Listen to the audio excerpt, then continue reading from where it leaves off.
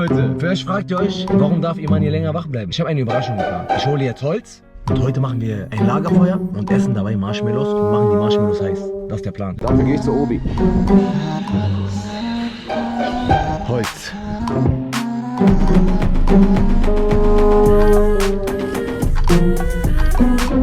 Ich brauche jetzt Marshmallows. Holz. Das Holz brennen wir an. Das Feuer.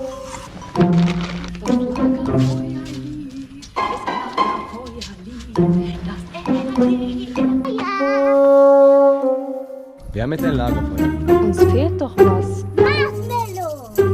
Habt ihr Marshmallows gekauft? Da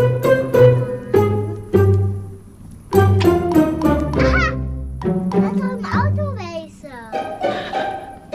Hast du welche gesehen oder was? Du hast keine gesehen. Nein, du kennst nur deinen Papa zu gut und du weißt, Baba kommt nicht ohne Marshmallows. Also, lass uns die Marshmallows holen. Marshmallow! Oh mein Gott, Nadel, wie cool. Ich wünsche mir auch, dass mein Papa das mit mir gemacht hätte.